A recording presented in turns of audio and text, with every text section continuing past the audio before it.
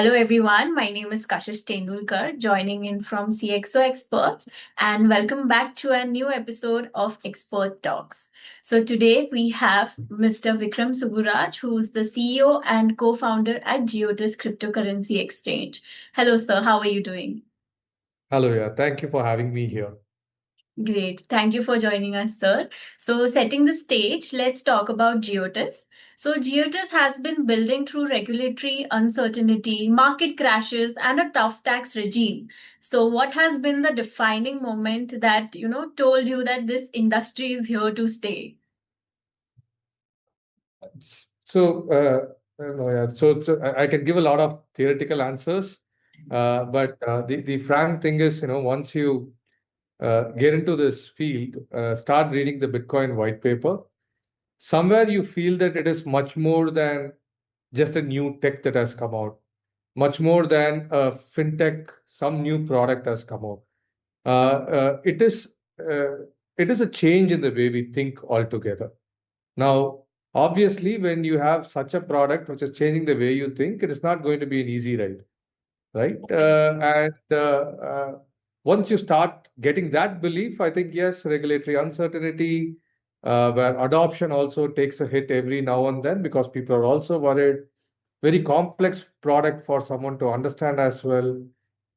So yes, all these challenges make it even more exciting when you start believing in the fact that, okay, if not now, maybe in the near future, there's definitely going to be a greater light for the industry, right? So yeah, so it is more of the belief that keeps the inner channel going, right? And as a tech, as a product, as an industry, I think more changes keep happening in this industry than any other industry, Every right? day.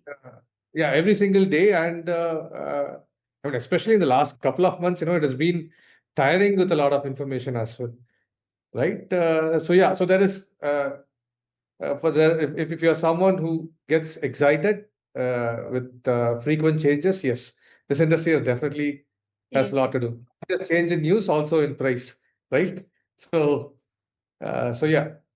So, as you mentioned, we face challenges every day. So, let's talk about cybersecurity and fraud prevention. So, crypto exchanges are prime targets for cyber attacks. What is the one security decision at Geotis that has, made the biggest difference in protecting your users' funds?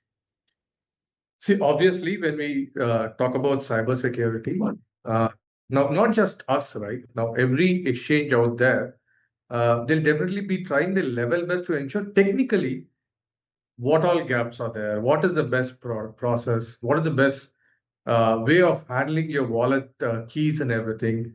They all put their best foot forward, right? Um, Similarly, we follow a lot of best practice. We do have a lot of systems implemented that are cutting edge that will stop a hacker to do what he wants to do, right? But the key decision in making sure that I give that good night's sleep to the customer is not there. It is where at the end of the day, when I go and think, if all this fails, still my customer should not be at the risk, right? Imagine all the tech I implemented, everything that I've done, the hacker outsmarts me. And that is the whole thing about hacking, right? They are not finding an easy way out. They are trying to outsmart you every time, right? So even at that event, if I have to get my customer secure, that is when we started taking BitGo's custodial service. So BitGo is an international player who is more of even to the in US, a lot of banks also provide crypto custody support. So BitGo is the key player who provides tech and solution to these banks as well. So long story short, he's one of the best guys in the world for a wallet custody and things. Now we take BitGo's support for our custodial wallet, for a cold wallet custody. Now, does that make it safe, right? There is only one part, right? What if his wallet gets hacked? Now, why we also choose BitGo is BitGo's wallets are insured. So they're insured wallets. So even in the case of a hack, my customers still will get their funds back, right? So that is one of the key decisions that I would say. No, rather than talking about tech and everything, yes, that everyone does. Now, beyond the point how you are ready. we are ready with the fact that we've taken a player who has got an insurance, right? So that is, I think, one of the key decisions in security. Great. So as we know that you've contributed a lot to cryptocurrency in India, and you've also taken measures to ensure there's very less security frauds which happen. So we've also known that you've personally trained Tamil Nadu police on crypto scams. So what are the top fraud patterns actively targeting Indian users right now? Yeah. See, actually, it is. See, we rather feel it as a responsibility that most of the industry should be doing this, and it's not just Tamil Nadu police. We've done this training to 14 plus Indian states. So across, Haryana, Rajasthan, Gujarat, Telangana. So we've done it across Kerala, everywhere, right? So why we do it, we rather feel it as a responsibility that we have to do. See, now, whatever said and done, this is not an easy field for someone to understand. Now, we are in this field, and imagine now when a case or any issue that a customer gets and he approaches a cybercrime official or any police. Now, the first biggest problem that the police faces is they should have the knowledge to first understand, what this issue is, what this product is, how do I take a case, how do I investigate this case, right? So the challenge starts from there. So now, if the cybercrime official is not able to understand or not able to investigate the case, now generally what will happen, they will start creating this, there's an impression that will start creating that scammers can just get their way out if there is any cryptocurrency involved, right? And it also creates a very bad environment for an investor to enter into. So that is the thought process with which we went saying that we will spend a lot of resource, efforts, and time in educating police. Now, usually, when we talk about from the perspective of educating police and understanding what scams happen and what crime happens, whenever there is crypto, usually people think that the majority of things should be some money laundering happening, some fund going outside and everything. Interestingly, it is not. Majority of the scams or issues that you will notice with cryptocurrency are the MLM investment scams. Now, what happens? The investment scams which are there in most of the financial products, right? Your general MLM structure, you join somebody under me, two more under you. These MLM guys need something novel. They need something new because they cannot keep cheating people with something which already people are used to. Now, something novel at this point becomes crypto. I'm pretty much sure that there are some MLMs which are happening in the AI space as well, because what you need is just something novel, right? You don't have to, and most of these scams, these MLM investment scams, there'll be no cryptocurrency involved there. There'll be no chain even there. There'll be no blockchain that have been created. They just scam people saying that, hey, you invest in this, you will get X percentage returns. Obviously, MLM works in a way that I give you returns initially, then I scoop all the money out, right?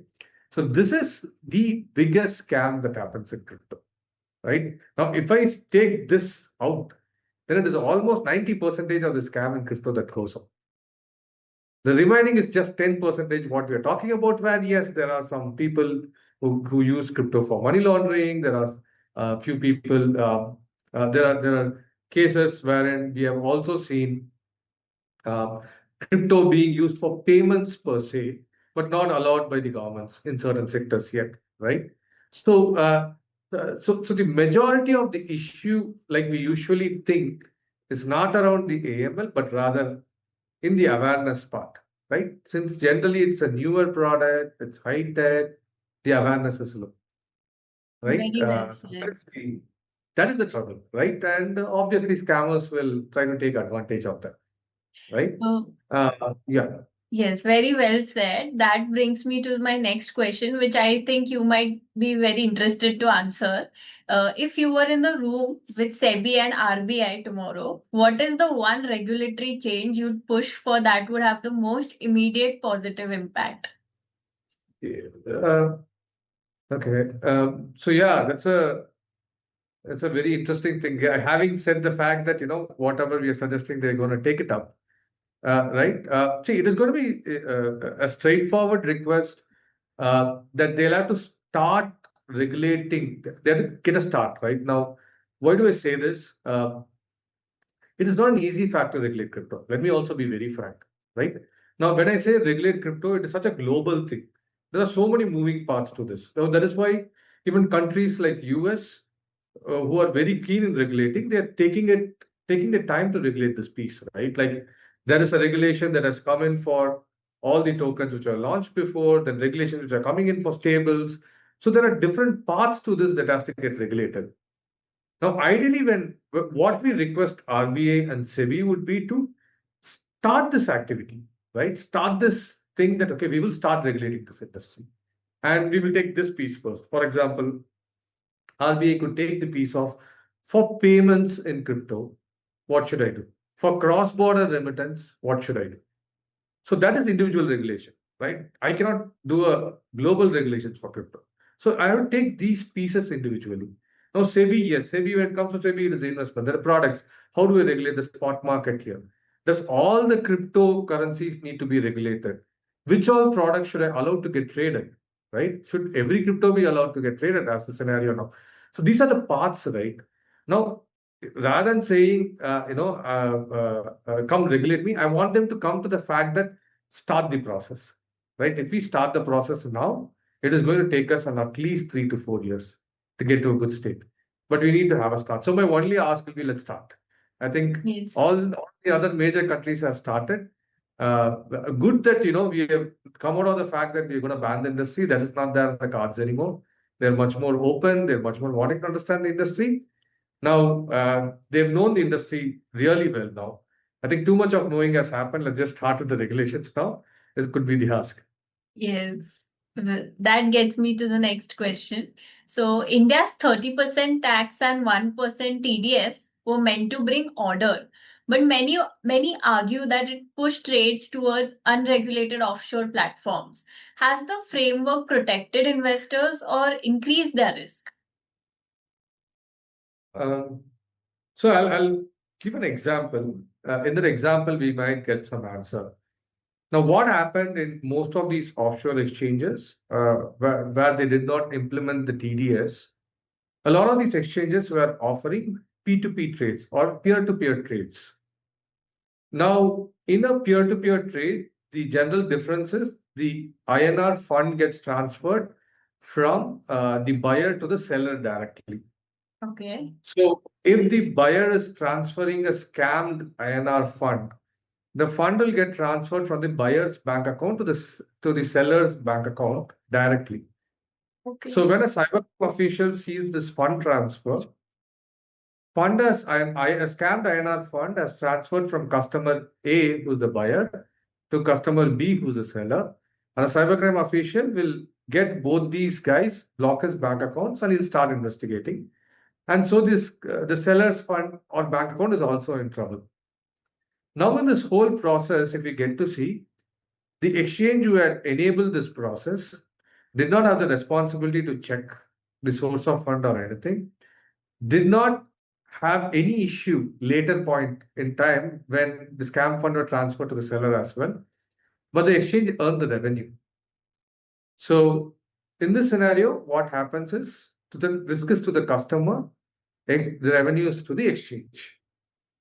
So now this is what happens in an offshore exchange. Now in an Indian exchange, none of the Indian exchange does P2P trades. So before a customer does a buy or a sell, they have to transfer their funds to the bank account of the exchange. Now the exchange, based on the volume and everything, we do due diligence and everything. And then a trade happens between two customers with exchange in between. There's no direct link for the buyer and seller here, right? So there is a great mitigation of risk to the seller that happens here or to the buyer that happens here, right? And if there is any risk at all that is involved in this whole process, it is all on the exchange. Oh, So because the buyer transfers the fund here to my exchange first. So if the scam funds touches my bank account first before it goes to any other person. So I am at the first point of risk here. So Indian exchanges take the revenue and the risk, right? When they are taking care of anything that is in the crypto space. International exchanges give the risk to customers and take profit for themselves.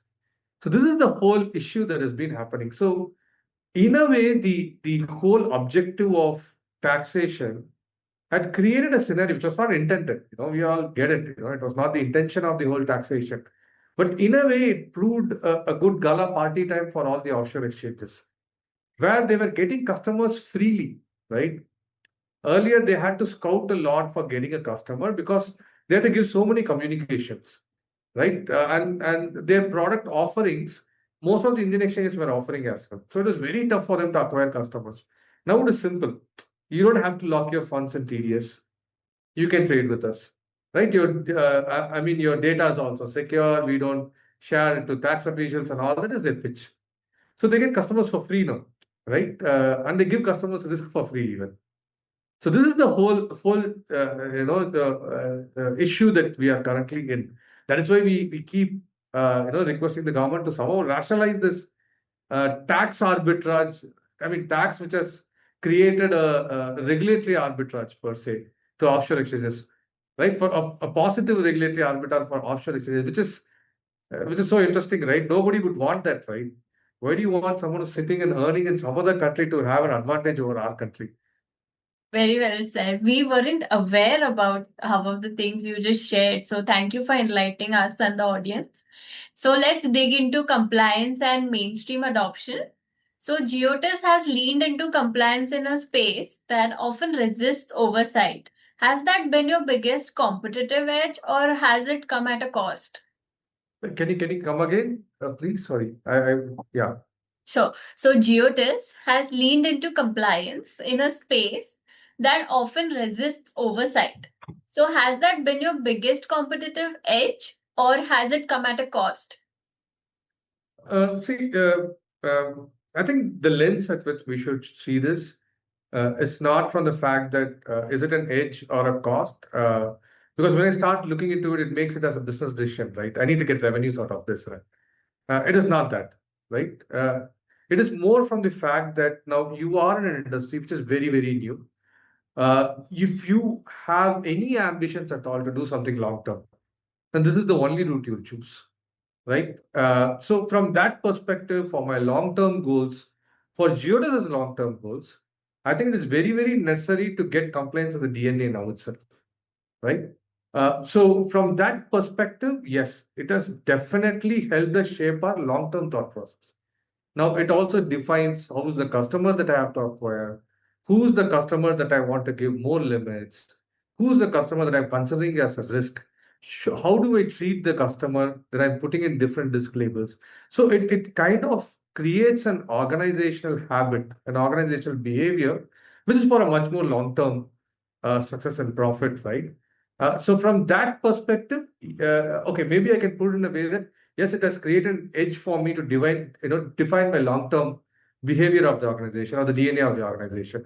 But I'll rather not put it in the perspective of, has it given me revenues, has it given me an edge? I think when you start seeing it, everybody is going to start cribbing about compliance cost, right? Because obviously they're not revenue generators, right? It is a cost bucket, right? Uh, but when you start thinking long term, you will understand that you don't put it into revenue or cost. You put it more into the fact that survival, and you're building an organization which can last longer. Very well said, sir. Very well said. So let's talk about tokenization. So real estate, bonds, digital art, which tokenization case excites you and which is, for ordinary Indian investors and why? Um, See, actually, when I look into what can actually get tokenized easily, um, is what happened in the US, where they were tokenizing stocks, equities tokenization. Uh, so why do I actually believe that? See, for certain tokenizations to work, uh, the thing should be extremely digital. If the more and more digital they are very easy to get tokenized. Right now, for example, my only worry when it comes to things like real estate is when I purchase a real estate, there is a physical documentation for legality that is needed at the end of the day, right? I can own, for example, a fraction of a property by tokenizing it, but does India give a legal status to it yet? there are no legal status to it. Then again, I have to go to a stamp duty and all that is there, right? So that is not fully digital yet. There is a break in that part. No, but something like stocks, an equity market, and everything, which is already digitized. Most of your equity stocks, the company stocks, are all in a digitized format. Tokenizing that is actually an amazing thing that can happen. Now, when I tokenize it, I can also fractionalize it. What does it mean? For example, an MRF stock or something which is 1 lakh plus, I can break it into 10,000 tokens, right? And I can get why is it so important, right? I can get more people to invest in it, right? And from a customer's point of view, even I am reducing his risk rather than putting all his money into one set of token. I'm making him break and put into different equity markets with small tokens, right? So equity market tokenization is something that excites me a lot. You know, that in US it's happening. Robinhood did it, and they've also got really good traction. Right, a lot of people wanting to invest in it. I believe that is the route I will start with, right? Equity market, bond market tokenization, bond tokenization. These are all only digitized, right?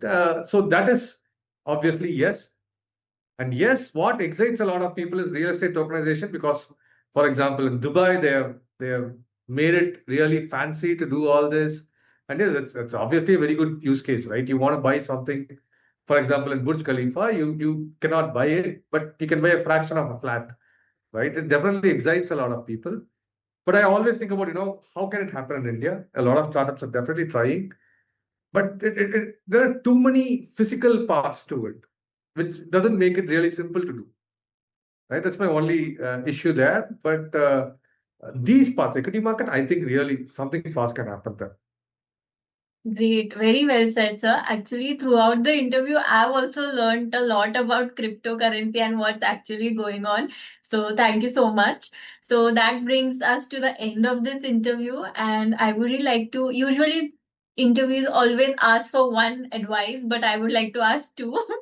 So, two advice for Indian policymakers and for first time crypto investors watching this. So can you please advise them on, how would Yeah, yeah, maybe if first time crypto traders, the usual set of advice I give.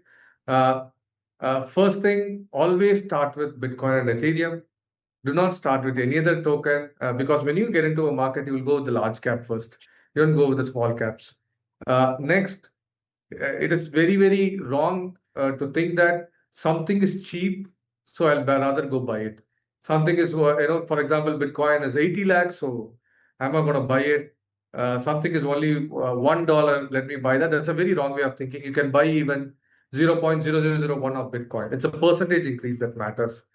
And third thing, crypto and MLM do not go hand in hand together. Anything that looks like MLM, sounds like MLM, which is an MLM, stay away from that. Right? Crypto and MLM is a sick no-no. The last thing, whatever you understand, whatever you can really put your mind, invest only there. Right? If you don't understand crypto, it's okay, don't do it. If you understand, you want to stick to only one or two, just stick to them. Right? And it is a highly volatile asset. Maybe 2 to 5% of your overall portfolio you can allocate to it, not more than that, right? That is the general suggestion I give to people who are entering into crypto. Regulatory, yes, I think it's the whole world has come to a place that they're all agreeing that crypto needs to get regulated very soon, right? Definitely, there is a lot of things, a lot of interest happening in India as well, since we interact a lot with regulators. Now is the time to start the ball rolling, right? I think a lot of discussions happen. I think it's time to start the ball rolling. Great. Thank you so much, sir, for joining us today. So thank you for joining us today. So this is Kashish from CXO Experts and Mr. Vikram Subburaj from Giottus signing off. Thank you so much. Have a great day.